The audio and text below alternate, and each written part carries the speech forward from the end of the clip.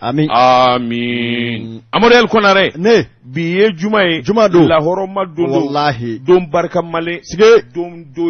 do mi na yanga kabo kosobe subhana wa ta'ala bolo ala Amadou El Konare ne ambe kalumina don o doni ala o jirila ala wale nyuman don ika ala madeli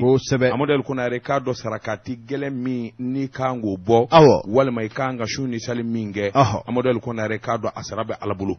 ala dun na bi fon sara maye ate ala te kujugu sara mana ala be nyuma ni nyuma damanda de ke o ala mi nye nyeda ala o mi nye la harada o ala o mi nye jina ni meleken wurdane ani buna adama de da kabako o ala mi na ye chenani cha ama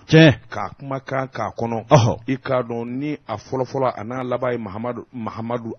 Muhammadu ye odo Muhammadu mi nane alqur'ane jigina ikado ala kuma ka de ba kono min nabila Musa o cirama tawreta dirama ala kuma na kono min nabila Dauda jabiru de dirama ala kuma ka ay karamo lame min nabila Isa ikado lejina dirama ala kuma na kono Amadou El Konare ni kumaka nunu bele jile bi fengele kofo ka ala don ka ala kilebandia Allah sira ala nye ka sali ninga shun baninga kala ni ngoroba nye fo Amadou El Konare ni ma min zono ma ikado ala yukuna jajena ala yukuna jallahara ni ma min banu ma ala ti fengi la jena nga lahara jodo inata yinyana tasma kami kono ne kalo ala de ma ala kangisi ala inde bi deli ala mi na ye meleke ba keme konondon ni bi konondon da jabar be gnye du kolo wo misani bele jelena ne ala ko mi ngade ala ko akake nya tuguni nya yeleche gnye dana da ubake Allah Amadou El Konare o meleke che ba keme konondon ni bi konondon ni konondon ay duru de ka nyema yi jonu mi nyi foloi ko ma meleke mi ndo ko tayru flana meleke mi ndo ko mairu sabana meleke mi ndo ko abisu ikado ananina meleke mi na to ay ko aywa melekel mautu aduruna melekel mi no yi nabila jibrila Amadou El Konare subhanahu wa ta'ala aka sekono ala mi na ta ye gnyei na ta ye laharai ay jine ba keme kono doni bi kono donda jine ika don jugumandala mbe mi wie wallahi o ba ko jine jugu jine nyuma jine jugutei ni yoro nyefo de mbe bo defi de jina e fadu karsala jono ya bugo wallahi ti mogola ngalodu munu mi boga bidun bana wara de bu la jina bana te umine eclipse de doa kiri mashedu Amadou ko na amine jina e ala ka dandan fedi ala ma fu da du kolo safe ko mi be ko jugo ka da ko jugo kele ka mawti malala ngara mo ni wala jine ani buna aramade ikado anda hali dugukolo kelen zanve anda horo kelena ande nyanyi srala wa ko do be ko ino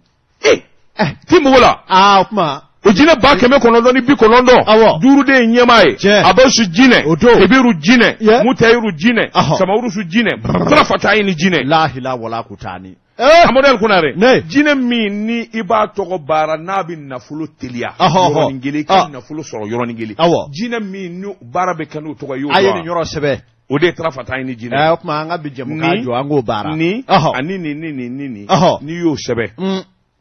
ni vurabuli ni njiri ibe ni ngari kaningari ni yo bi ko kenywana Amadou El Konare kado obita ke dabaji o dabaji mi ikado no bi sebe ni ya sebe ni njogo na kanizebe ndo fie da ni eguno de ndo fie ngramo ni ba fe ko don wa keme ibo sara mbo fie halne hali membalandala akacha sandanye imakwa folo imakwa folo Opma aye kramgo ka numero Orange Money ta aka wa kemena ta freti abin na fulu baraka dauma wallahi ate yoro dugulina ale be jega folo ya su ani kramgo ta baraka abi blaunye mi mbikala mbo defie ni yake kile sabado de al iba fo wira de bake opma bana numero aye Orange Money numero ni be numero nyini ibinaya ni nga numero 10 bibi beke mo na ngule ke nyiniga ila brandala la numero di bi war ci ne bo ay retreke kanani mi wi warti ci bande a wele ba de kacha mi de mugachi mama bi se ka warji o ti wuli amadal kuna re amani ni subhanahu wa ta'ala fe ala min ye kelenye se masa ala min nale de bi nyewuli se masa ala min nale de harama de ni jinada se masa ala min nale de tayne nale de tayi na kadi allah ta'ala bi nyewuli so ma kele ka soro koy makala amani no ala de fe wa ala min no ya aunda ka amla jamana kono jamana min do ay ko mali amadal kuna re am bi ala wala nyuma do ala ni che ay amla jamana min wona abena ma jarani ala sago de bike ga ala am ba nyini fe amali do ba nyini fe ko dama do min dale do ka on jegere wallahi ala iba kalama inyebala ala duana che duani bamanju che duani majugu che duani javandu che ala ma minum bi jamana in buruja ma minum ba fe ka jamana in toko ala u halaki ku take ni yu take ku jirana angu labango chejuwe ala o ke uko iko ke here jamana ima iko ke nyeta jamana ima iko ke soro jamana ima iko ke kena jamana ima Allah on be edeli on ga jamana de mi mbora mbali kono mawoma no ko la ilaha illa Allah ashhadu anna muhammadar rasulullah ala hera ko tigi hami be mina gelea be minga usugo gelea nafulu ko gelea kenea Allah sebe edi abana takabwaka gelen takabwaka goni juksa jeche ala ka ko ke here wallahi ala an ga jamana ba min do ay mali nyama minu ndama ala e ko qur'ane kono fa'alun lima yuridun ala de walake baye fena femi na jaraye ala ni hali ni fama minu be ala de usigi ma musigi de ala yele menunye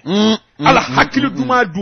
sekuyi dabali duma ala geleni min ba unga bi na folo e kuranwe ala adabali duma afere duma kuraka soro jamana kono yele kana jamana kono bali de bele yele ka kuraso wallahi ala usebe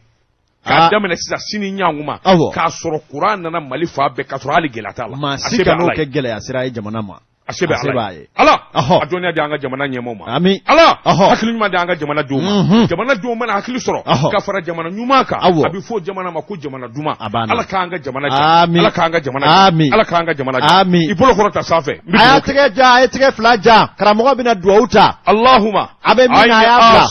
القرآن الأفوى والعافية في الدنيا والآخرة لا إله إلا الله أشهد أن محمد رسول الله لا إله إلا الله أشهد أن محمد رسول الله اللهم صل على سيدنا محمد عبده ورسوله لا شريك له لا حول ولا قوة إبامة بدء كنا كسي مالك جاو بجابي سنتي ما نيما أبي جابي بي kana kasi bita bibi ba sente bi jabi bi chide bi chamo ninga kashi dana maliki jawu ken jabi ma nyede na ti abi jabi sorosu nunu ndi wardi ba makoyi ededo ningone ya mabawa eta do sorasi yo ededo fison envoie-moi quelqu'un à mabawa il va pas envoyer il n'envoie pas Mbule la sabu ni datele abadon c'est que ton temps est fatigué abadon ton temps ni ma hakili jigi maliki jaw colonel CNT nyema ko tondo est fatigué il a les 3 poches trouées envoyé quelqu'un no ye aywa envoyé ba maliki shegu mi ni beni kumba bulu na bi chenje ta ka firi ne dugule ngaye o pani madese ongoro au point le défi est lancé. Merci. Le président du CNT, ko akakamo. C'est mon fils. Abana. Allah kana son. Amin. Allah kana kishi. Allah kana kishi. Amin. La hawla wala quwwata illa billah lazim Allahu la sharika lahu subhanahu. Aidwa umne. Amin. Alhamdulillah wa bismillah. Alhamdulillah rabbil alamin. Jekapip. Kaka firfan. Karawa da batu ngora do bela jere na dugu jeka biye don wona ye mbala to be di bi amonen kunare ne ni mami make jiri fe asuma kama ina ke jiri fe ade kama amonen kunare mbembolo karika do mbe boni seben mi nu kama ko aujourd'hui bi clé amonen kunare mami nye ni zeben atwa de ko minye abe asha haidara shirbuke ana dongo binywana ani seben nu binywana amonen kunare ako jamana yi do jamana kelindo kulo kelindo ni ya se ka se ibai ka fo jamana in bele lajele bi fakile bakile wallahi Amadou Konare ikado latika bolla do ka jamana deuna do be Amadou Konare ka do gelea ani aywa jamana yere sigi cogo do ye jamana bla abarata Amadou Konare ka do fana kera minu nye marfata jamana de waraw kama min nye manga ye ka wuli ka do ni bona anina unata be jamana nyemo ya hakili nyuma zoro asimi goita ikado ni demisei hakili nyuma min bala anabi jate ba min mine Amadou Konare ka do anga deme ka dafa dafale munye nyama ako ayi jakulu min zigi singa jakulu min na karfara ikado premier ministre korodo ma chokoroba do ma koroba do mi hakili juru chani nembe sisan woni ikado mali kuma tita fo jamana werela mali kuma atita fo ma were mali du nyere dama de bisigi ka kuma sa mali du nyere dama de bisigi ninga korofo sara nywana ajelaki bi wala maka jodi mi mbise ka to jamana imbe ka kulukelenye bebi do dakeleve ka bo dakeleve Amadou Konare ni kele asimu goita na yo hakili nyuma soro aka bara indafa Amadou Konare ka do jamana de do bi deguna no ye kasoye walma do yere keleme ka jamana bla yelma jamana yi se ka fo min vora ani jamana barali anaglale min vora ana fo lukowa ngali to me bo ako mi ngoni ye ale ka hakili nai amanga fuko ukacha politiki mabala jamana nyema yere bala na fulutugu bala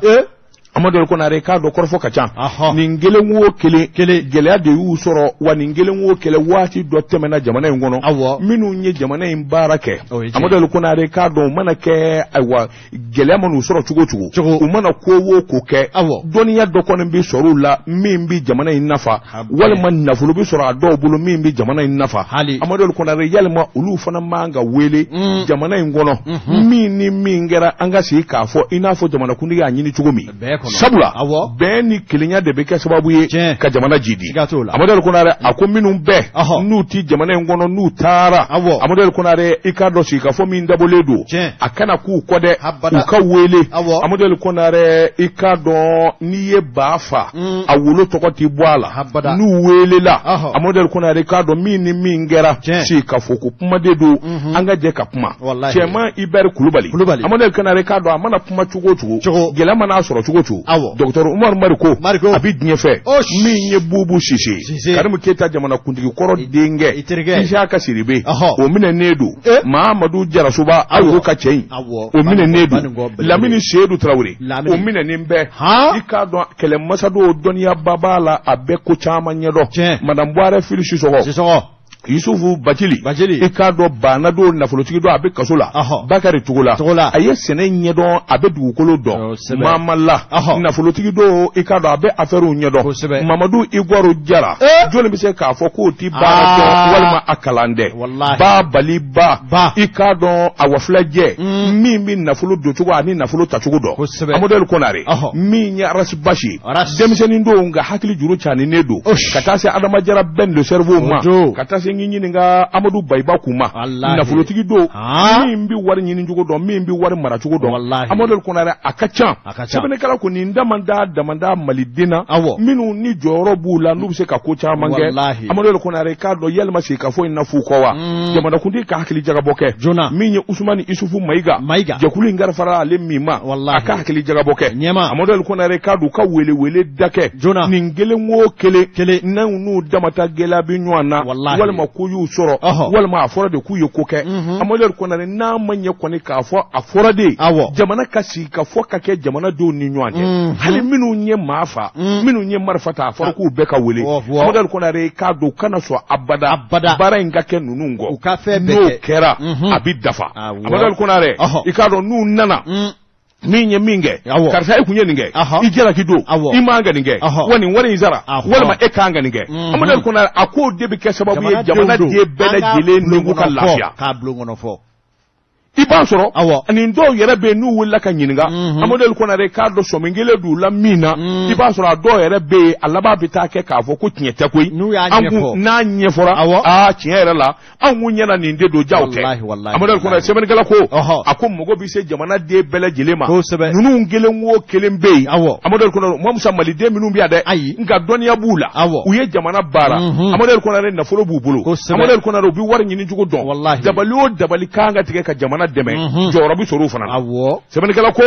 min ye siribukɛ a ko kuma hakili jaga ka bɔ jamana den foyi tɛ min kan ka to kɔ I k'a dɔn jamana in jɔli la nin bɛɛ lajɛlen kan ka wele u seko n'u damajira ye min ye u k'o kɛ walasa an bɛ dingɛ ni gɛlɛya min kɔnɔ an ka se ka bɔ a kɔnɔ nin kun ye sɛbɛn ye an ye min zalo ka bɔ aujourd'hui kɔnɔ a ka bi bɔli la karamɔgɔ daba tungura ne bɛ dɛgɛ don teliya la kunnafoni sɛbɛn le soir de Bamako la bada laya jara nin y'a ka sɛbɛn ye laya ko jamana minisiri ɲɛma dɔgɔtɔrɔ Sogɛli Kokala Mayiga I ko I k'a dɔn k'a fɔ hakilinaba min dara ka bi transition kura in sigira n'o ye I k'a dɔn waati ni waati ka kuma di I k'a dɔn minisiriw ma u kana ɲɛfɔli kɛ u ka minisiriso baaraw kan walasa ka jamanadenw bɔ kun banna u ye min wele Malikura taasira min ye I k'a dɔn minisiri caman tɛmɛnen kɔfɛ karamɔgɔ daba tungura kunungo alamisa minisiri ɲɛma yɛrɛ belebele ale yɛrɛ fana tun bɛ I k'a dɔn kunnafonidilaw ɲɛfɛ sɛbɛnnikɛla ko min bɛ tali kɛ ORTM kunnafonidila jolen fila ka fara kɛnyɛrɛye maa kelen olu kɔni sugantira u ka se ka minisiri ɲɛma a ɲininka fɛn o fɛn bɛ tali kɛ jamana kɔnɔ ko la a dugumana f'a sanfɛ ligelig a ka se k'a da don a la k'a bɛɛ lajɛrɛlen fɛsɛfɛsɛ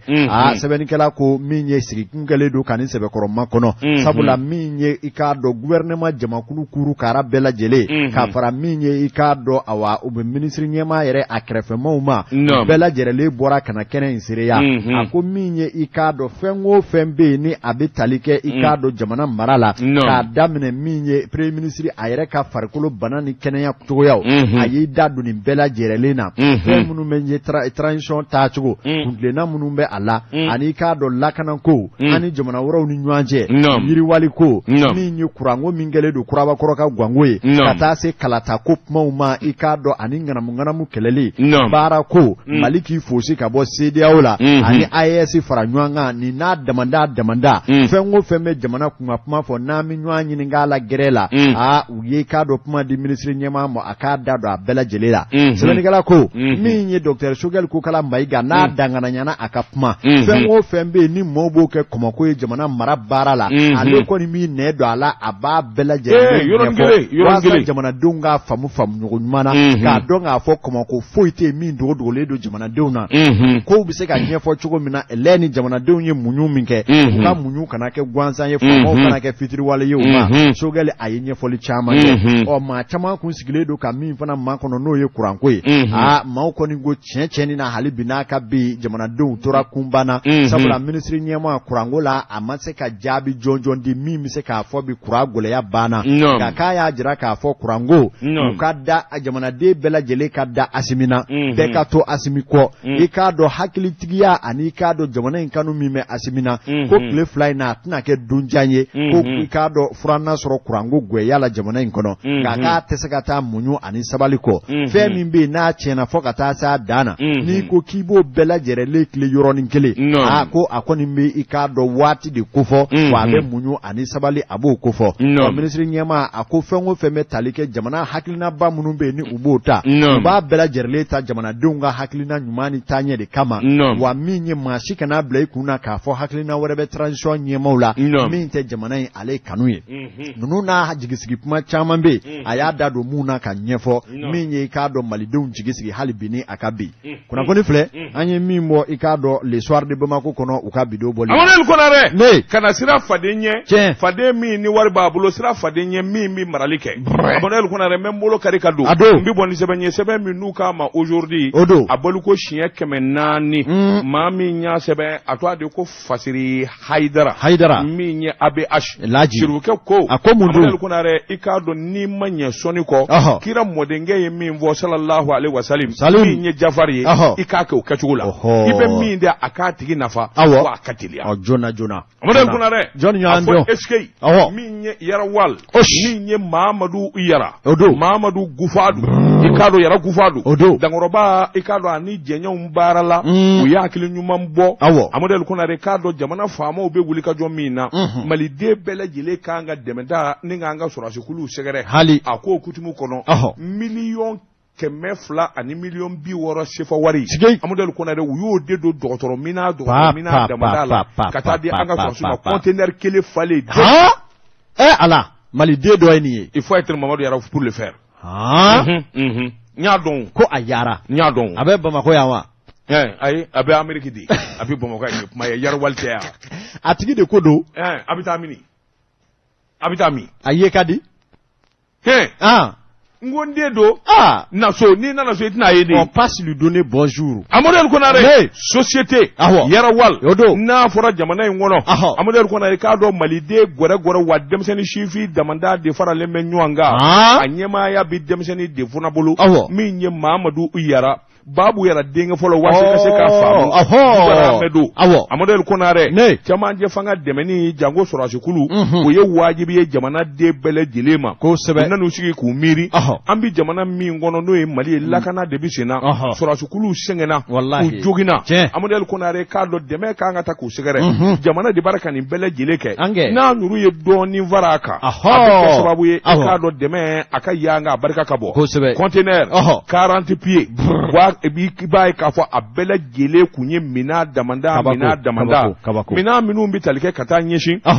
inafo ikado chaise roulante matériel de pansement de laboratoire matelaw minye ona damanda fonwo fani makamado ko absika surasu kulu deme ikado kelebodala Amadu Kunare ni damanda de kundu yara kala ko yara wal ikado kani mbare anini deme ni ndu folo ko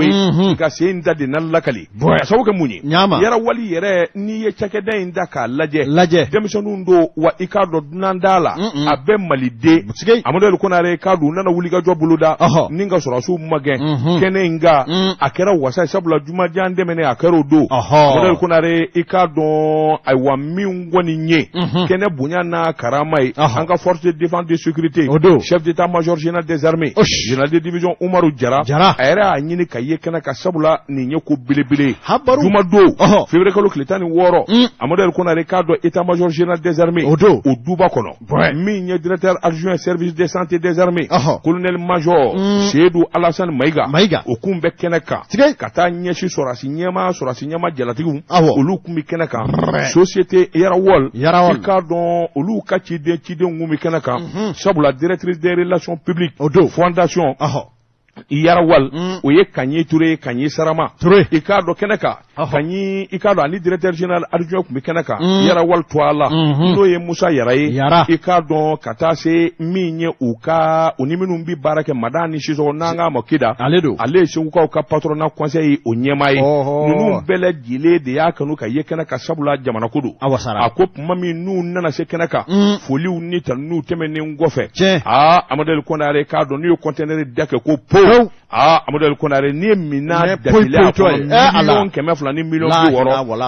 jongwala sorasi nyema minu be uni sojara ako jongwala minye mali kono jamana yi ikado ambele gile de kilinyi demeta kanyeshi jamana sordasu ma jango minye kena minaye akikado yi sheke ni mina ke sababu nyuma bai olu bi degun anu be min gono Amadu Kunare kado kam ma minu mbe awa degun walma awa bana kele yoro la ni mina ke sababu ku sebe koro deme kasawo ke munye umogo be ni mina nunu na bi bila kute oro ni bele jilina min ngoni nye awa foli anitamni unana ke kanyeshi Mamadou Yara kachidun ve min nye kanyi ikado aleko akoni nye doni de sabula min nye yara wali anzigi kunye malidon nye malidon de bolo bi bara ina awari mbi toya abara be ke malide kono akoni wulika joni jetemeno taka laje dongo do amba fe ka yelama kura de ke wasa jamana mbi lafiya chugumi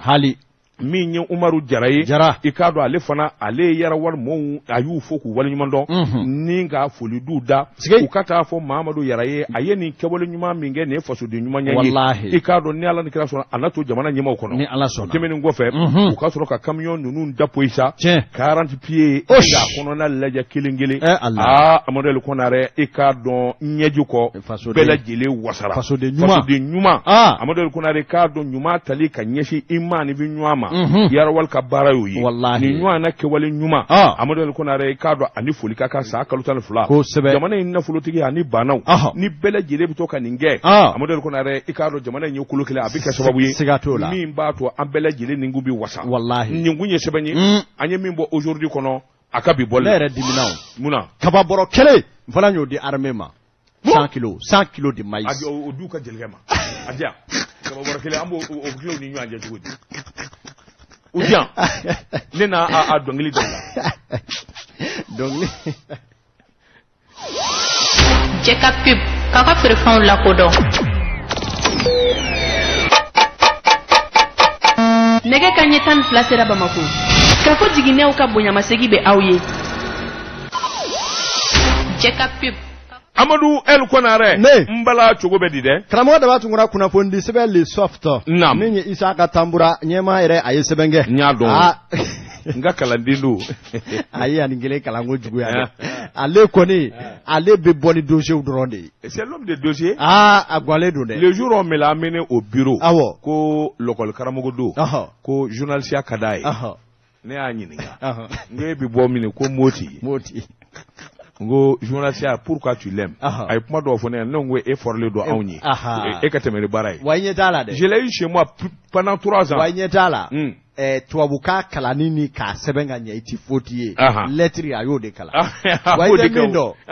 jihadiste ko in na ale de enlevera n'a fana n y'a ɲɛ dɔn n bara ko n ko n ka kalanden don a fana a kan ka décorer sa n ka kalanden don awɔ i bɛ ka nin kelen kalan n'o tɛ i ye dɔw kalan a ta kɛra misimila dama ye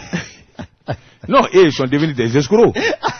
Ça, moulu kala. Olu nuke escrocs de nana. Kalande ma ke chugo chugo. Iba siri. Non. Boudelu do na iki bitwala. Il s'agit de Sedou. Je l'ai dit. Journaliste Sedou Kwani. Vous êtes des grands fumiers. Surtout nyuma fumicido. Nam. Karamɔgɔ de b'a tugura le soft Isaka Pumana. Isaka ko ikado nga fɔ kunu araba. Min ye kuna shini araba sake. Nam. Min bɛ tali kɛ ikado awa manda. E ko a ma wula deliko la tun. Ni de kuma ɲuman oui manda ni de kuma ɲuman de min ye i k'a dɔn ministre so min ɲɛsinnen don foroba caman ministre de la fonction publique e ko i k'a dɔn k'a fɔ a tɛna kunanyaw da de min bɛ tali kɛ ministre a ka chef de cabinet k'a ta o la ka taa bila fɔ o ka conseil mission laban k'a bɛɛ lajɛlen ta tali k'u kɛ Keyoyoba kasoboro so i k'a dɔn k'a fɔ k'a sababu kɛ u kɛwale u ka ko banna sɛbɛnnikɛla ko ni maa min hakili b'a la a bɛ tile damadɔ bɔ Mali ka k'a dɔn forobaca kabi anw fitininw bangena fɛn min ma deli ka kɛ o kɛra dɛ min ye forobaca kɛlen kɔ ka fonction publique kɔnkuru kɛ jamana ka miliyari caman dasi o kɔnɔ ka jigiyaba di jamanadenw ma min ye k'a dɔn tile damadɔ o jaabi bɔ kuma selen ka se ka to bɛɛ lajɛrɛlen salo k'o kɛ fɛn kolon ye ni k'o fili sununkun na sɛbɛnnikɛla ko nin kuma deli ka kɛ anw ɲɛna a sababu ye mun ne ye dɛ ministre yɛrɛ ka chef de cabinet k'a ta o la ka taa se a nɔkama dɔw ma karamɔgɔ daba tunkara olu de taara i k'a dɔn wagabo jɛkuluba dɔ sigi ministre yɛrɛ ka dulokiba nakɔrɔ ye i k'a dɔn ka kɔnkuru bɛɛ bisi baza i k'a dɔn u bɛ maa dɔw ta kɛnɛ ma k'a fɔ wa e kana ni maa ye a tigi bɛ $2,000,000 sara walima $3,000,000 an b'a to a don jaabi dɔ wa a bɛ paase awɔ u tun bɛ nin de kɛ sɛbɛnnikɛla ko mɛnna n ka ko rɔ ani n tora rɔ olu ye ɲɔgɔn ta ɲɔgɔn ye i k'a dɔn jɛjugu laban ye ɲɔgɔn coron ye wa terimaw ma kɛlɛ gindo bi bɔrɔtɔ u yɛrɛ dama nana kari ɲɔgɔn na u bɔra ni ɲɔgɔn ye wa min jɛjugu laban ye ɲɔgɔn coron ye siga t'o la koyi dɔ bi jɔ a niyɔrɔ la sɛbɛnnikɛla ko min ye i k'a dɔn sariyatigiw ani i k'a dɔn jamana maa minnu ɲɛsinnen don sɛgɛsɛgɛli kule ma olu ye u ɲɛ gɛnɛ bɔ u kɛlen kɔ k'u ka bisibaza ko bɛɛ kɛ dɛ ka sin ka t'u ta u tɛgɛ mɔ bɔrɔ la caw kasi ŋa bɛɛ bɔ k'a da u tun bɛ min kɛ i y'o dɔn de min ye i k'a dɔn an minnu bɛ ni minnu taara kɔnkuru kɛ u kunkolo la wɔsi la u bɛ ka wari min na mun bolo sa mɛre bɛ fɔ olu ye abi fo olu ye ko ni questionnaire dira mare ayeta livre ta ka jabi roje ko nyumantu aka sebe asakola akana niye obe soro ka usako na notu di uma Allah tawbe 11 ni 9 mlana do be 18 ni 20 mlana sebe ni gala ko ikado o notu jago ya yelema le usigile za ko jabi bina bo kabi ala boru kokoro kasinga tu tawtegema kasingu ka telephone no la ka dashwa udala masiti waso sege luke karamo de batungura pmo bora keneka atlo sega do adola amanyema folo yo done o twaye Mamadou Sissoko o ye ministre yera ka chef de cabinet fay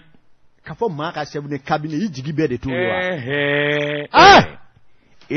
fenya kula kuma bi kofe o nam Mamadou Sissoko uyo ka kono minye ka do Bouakar Demu uyo ka kono minye Mamadou Ibrahim Maiga uyo ka kono minye Cheboni Tangara uyo fana suswa kono minye ka do o kofe charge mission Flawerebe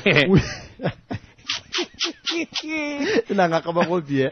muso do bala ministre yera ka secrétaire particulier ko ko ano bolé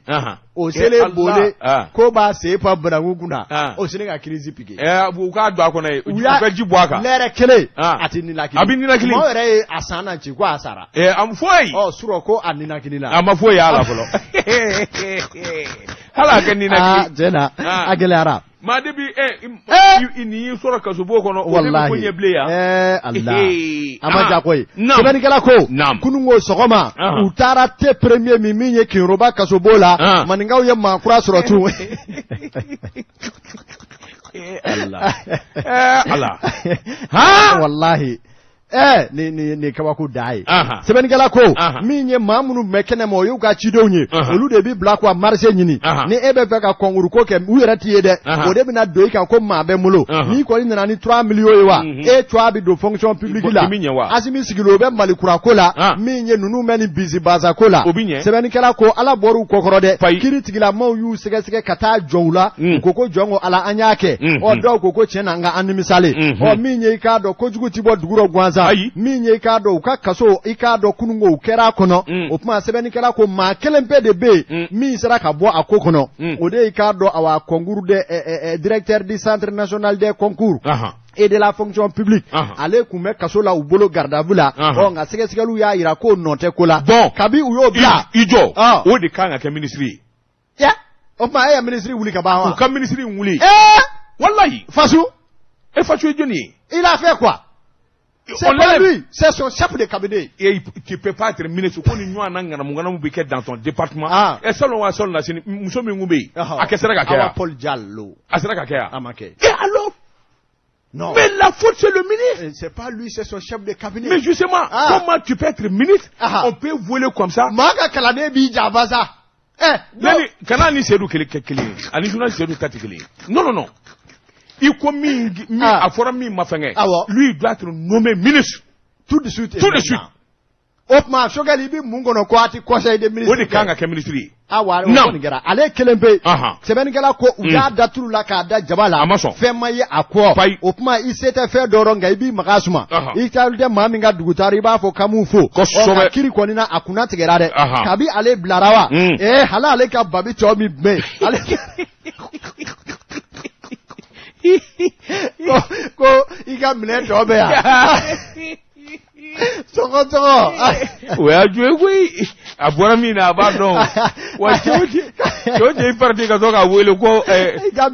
ko a wele lokala ka papier do be ka so bala na taranga kubo atita ajodo de ataranga ka mla Allah Allah bo era na alache liminye jamana kono akagelele mo bu ka kalake ka diplôme soro san joli wallahi do kolobe ku don gala kolobe kele ma ay war sara nu bi passé administration na to karba munu bende hali ni tarani adressé ou la to kana obi kume ba mais justement ce sont idées nul et puis ou te foido ce que je vais te dire nous voyons faut na qu'on passera à ta fonction publique a faut les grands voleurs c'est ça wallahi sont beaux de flèches des voleurs kaushu mais je te dis mais asim ka yoro fro ma bande wallahi je l'envoie directement au ministère de l'éducation mena kanivie éducation mana ko kalanzola ko cheni mi me ko te ministère de l'éducation shoni mi mbike hal formation bi formation dia quoi créer wallahi a dumuni wari ni a boisson wari n'a forier non c'est à dire que tu tombes ka bi lycée daele u yere ku yere ka ma orienté nous maye asi maye ngura hey ababande c'est bizarre ababande le ministère de l'agriculture ce n'est kori shoni min bi ke kori boyoro la senekelaw ka non kata kori firero la kori bi doni menge kata abija kata bla magasin ngalo ni namara min bi d'accord la ça je le dis hein senekelaw jolimi ça je le dis hein kori dema min wari bi sara nu ba che ka fli e u ba fo ko toli la magasin kono je sais ce que je dis hein tiente mais mengo c'est à dire Mali glamandi de c'est un problème mais imagine toi nuko usine je le Mali kono min bi kori parata. Il y a combien d'usines? Mais il y a combien de pourcents de coton malien qui est fabriqué sur place? Combien de pourcents? À titre de 2, 3, 4, 5%. Avec quoi fait? Avec quoi fait? Mais mon avoir tu sors. C'est sérieux, hein? Ça, c'est un dossier lourd. Dossier très, très lourd. Et pourtant, c'est très simple. C'est très simple. Bon na dugula mianga ke na dugule dula afole fliye sawo afole fliye mi yende baliba senekela ka damina ali anga tugudawla ubi mamunu mina ko luye sene a jekulu misenu nyemaw ye nyemaw kana se afamo ma lu yere be mobili bawni na ko bawla senekela mi clé sanyi koro ani wulewule la le ministère de l'agriculture na cadre be warbatgi ka branchement fond be CMDT wo opération OH20 c'est-à-dire que c'est pas possible chef secteur wo mais c'est dit que a be warba bukule nina salo samia molo foro be molo hectare woro nyono kolongono ayi kolote segu ba ko fe amase ka sene ko jibita woni minu be jitemezra a grene drone de do jima se kana si hectare anyanga molo sara la foyi hali garamu kila maso ko fana warde be sara wala se ga bien sûr andu ye ji songa sara ha mais c'est pas comment tu peux imaginer dans ngo mali glali kan no quoi wallahi je te jure mali glali kan no bien kala ni na c'est de be atiye ekla de ni ngwe semanye anye mi mo le so mini ni du to mo ga dutigi ou fonye de ma folo mina lisigala attention appellement ma folo ministre yere ka chef de cabinet aka na koroma Joni Mamadou Sissoko kaso ajubalo avec Yoruba so ba kuli wallahi mais tu t'imagines wallahi akay ale jenyo Bouakar Dem kaso ko soma kule do aga to de don faudo parce don faudo ni faut jouer ga be ko comment ils sont innocents mais d'accord mais ils ont volé quand tu voles mais non Mamadou il faut que tu seras premier mi wala Jeka pip kaka firfan la kodo ne bala chugo bedi kalamo dama tungura kuna fondi sebe notre voix minye Fuseni Sissoko aye sebenge Fuseni ko ika donga fo zaba buluma ibado go buluma debe zaba ma aba fo ka kumume poto eko detna ke ika do sebe bilamai mi metalike nyema mimbe abe chesiri ni wulika jola bela jelembi ka tanu aka chesiri la o nga minye ika donga fo awatike tolidoba singoro mi neni siga kele do na bala ka boka toko chaninga buruja wasa ka nibo maula o kuma minye ka do ale ka bara beme o de masisa beben kala ko ni hakili bala minye wati mina covid-19 ale bana chuna jenka aye gole ya bla jen kuru karala mali kono chake da fenwo fembe bela jerele ka bara o sosorina amasro ni ka do musaka ko nana geleya beben kala ko ika do ina fo bara ke ro chama minye sibi manyemo ye hakili nauta wasa uni sendika jekulu bise ka nywan famuya ika do boda nyuma mi soro chogo mina ika do nywan famu konna na okara sababu ye fere bolo do ka sigisenka mununga to ma chamambe ukase ku ka bara to bolo ma kana genga bo bara la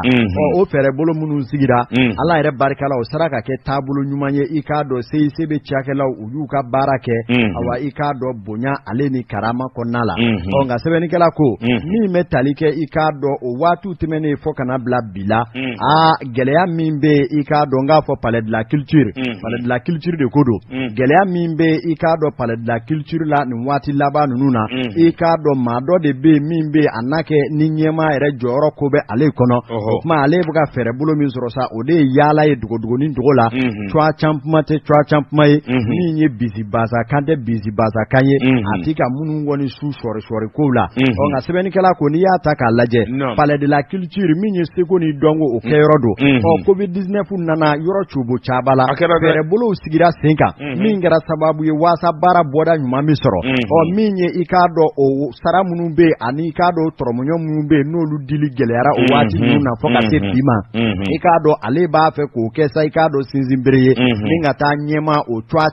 can jogo jugu la nka a yera k'a fɔ bɔ kɛra a kalama sabula maa min bɛ yen i k'a dɔn k'a fɔ awa ni i ye kowale dɔw kɛ jamakulu cɛla min bɛ sɔn min ma bɛɛ lajɛlen feere tigɛlen don i kɔ sɛbɛnnikɛla ko ale min yɛrɛ bɛ ni bisi basa ko la jɔyɔrɔnin min bɛ yen n'o bɛ ale bolo ale ni o yɛrɛ man kɛ o sabula a burankɛ dɔ de nana o kun ye ɲɛmaa ye waati la o de ɲana ma ni k'a ta ka kunɲɔgɔnyɔrɔnin di a ma o kuma ale b'a fɛ ka sanayɛlɛ diyagoya karabasa maa min yɛrɛ bɛ yen n'o ye palais de la culture ɲɛmaaba ye n'a kɛ n'a bɛ fɛ k'o coa sɛbɛkɔrɔ tiɲɛ ɛlɛn o ma wuli sa ale yɛrɛ bolo ale da telu ka gora a t'ale kɔnɔ ko an bɛ politique tile la hali bi awɔ an t'o la bilen ale t'a dɔn k'an bɔra ye o ko a k'a dɔn ko Asimi bɛ faga la ko yɛlɛma donna kow la sɛbɛnnikɛla ko maa min bɛ yen n'o ye ɲɛmaa ye a man d'ale yɛrɛ ye ka kuma nin ko ninnu kan koyi sabula ale bɛ fɛn min dɔn o de ye baara ye an k'an ɲɛsin a ma min kalifara an na an k'o kɛ bonya ani karama kɔnɔna la nka ni maa b'i senkɔrɔ min ye tigɛtuli ye ale kɔni bɛ dugu la nka min yɛrɛ y'a catirimayɔrɔ ye a b'o gɛn a bɛ laban o ma o sabula ni maa sugu n'a b'i senkɔrɔ i tɛ lafiya koyi sabula a y'a dabuli a bɛ maaw su a b'olu bila a la a y'a bɔ o la a yɛrɛ bɛ ko dɔw kɛ kuma bɛɛ yɛrɛ bɛ k'a ka ko taabolo dɔ sa fɔ maaw yɛrɛ bɛ ɲini ka tigɛ a la k'a kɛ kelennamaa ye an digɛr'a la a sɛbɛnnikɛla ko an bɛ don min na i ko bi i k'a dɔn a bɛ kalokanw da a bɛ bisibasakanw kow sɔri fo a laban sa maaw yɛrɛ b'a fɔ cɛ e ka ko nege tɛ anw na bilen sɛbɛnnikɛla ko an bɛ don min na i ko bi minnu yɛrɛ ɲɛsinnen don ko ninnu ɲɛma bɛɛ lajɛlen ka danaya kurakuralen don hali bi n'a ka bi palais de la culture a ɲɛma kan sabula a yɛrɛ k'a fɔ min bɛ nin korobokaraba ko la ka ɲɛsin a ma ko yɛrɛ tɛ maa jɔlen ye sabula ale yɛrɛ tɛ sababa ye ka d'a kan bɛɛ tigɛlen don ale yɛrɛ ka kɛwalew la kunnafoni filɛ an ye min bɔ i k'a dɔn Notre Voix kɔnɔ Awa Fuseni Sisoko ale ka nɔbila don Emmanuel Konare n bɛ bɔ ni sɛbɛn ye sɛbɛn min n'u kama la révélation ko dogolenw k'u da kɛnɛ kan a bolo ko siɲɛ 648 Emmanuel Konare i k'a dɔn n'i ye baara kɛ tanuni o ye wajibi ye jango i ka jamana ɲɛmaw i k'a dɔn n'olu y'i tanu ko dumanba Emmanuel Konare an ka taa cakɛdalaw ko min ma CMSS ministre min n'a bɛ kɛnɛya kunna a y'a sogo doni ka taa kɛnɛ ka i k'a dɔn baarakɛlaw bɛ yen ka se ka t'u sɛbɛkɔrɔ tanu a ko tanuni in kɔfɛ min ye agent n'o ye baarakɛla maa 20 ye ministère de la santé du développement social i k'a dɔn awa bolofara bɛɛ i k'a dɔn tanuni taara k'olu sɛgɛrɛ nin duba in min bɛ kɛnɛya i k'a dɔn a bɔrɔ ko fɔ Amadou Konare i k'a dɔn ntɛnɛndon février kalo tile 12 min ye wulikajɔ ani bonyaba o fana taara ni ka ɲɛsin i k'a dɔn minnu kɔni bilalen don foroba baara de la n'o bɛ kɛnɛya ko fɔ a ko wulikajɔ la i b'a ye k'a fɔ min ye ayiwa chevalier l'ordre national du Mali i k'a dɔn min ɲɔgɔnna bɛ n bolo mérite national avec Lion debout Amadou Konare i k'a dɔn min ye CMSS ye min ye cadre ba 2 bɛ yen minnu kɔni sɛbɛn kɔrɔ tanu na a fɔlɔ a kɛra directeur général adjoint min ye Alassane Traoré ani directeur des ressources humaines i k'a dɔn moyens généraux Dala Kulubali nin kelen o kelen médaille i k'a dɔn chevalier l'ordre national et mérite national et Lion debout Amadou Konare ni maa 2 ka tanuni CMSS la sɛbɛnnikɛla ko ministre kɔni y'a jira min ye Bajalo Colonel Assa Bajalo Touré i k'a dɔn Touré Colonel Assa Bajalo Touré awɔ tɔgɔ de ye Assa Bajalo ye jamu ye Touré ye awɔ n buramuso in tɛ di ale don awɔ a fana elle est intègre awɔ n buramuso don awɔ n buramuso don apana abaka nzigile do kala sungolo seto fle ninga moni ma ngoro mo moni bidawo be moni borama bida diba o ko ni no kera ndi fenvo abana amodel ko nare sebani kala ko akodi akoni ngoni ngera tanu baye sabula CMC abarakela bele jilin ni sojara ministry ko ni ajira ka fo nunu ngani ndanu ni unakaka uyewuli ka joni chesiri minge kada CMC abarakela bele jilenga ikado wuli ka jokura minu aninyata minu nyira akwikado service dala unifuli kaka mi ngoni ye medaitigu ye uyajira ko ukamida ukele masura ko CMC barakela bele jileni medayi nkaka wa ikado ubarakenya to ubi wule daka ukafara nywanga halibi jamana mugo mimbu la bara nyeta kasabati ikado ukatanye ni zeben ikado ti yandi danso ko kaya soro Fatuma Tamma cham konela ikado ale de kuna funi dilai CMS la anyana amadel kuna re kado wati na ka wati ma se eko bita ndabla bita ma blaya o nga minye ni tarakati ni dumuni ke koroko yi konogwa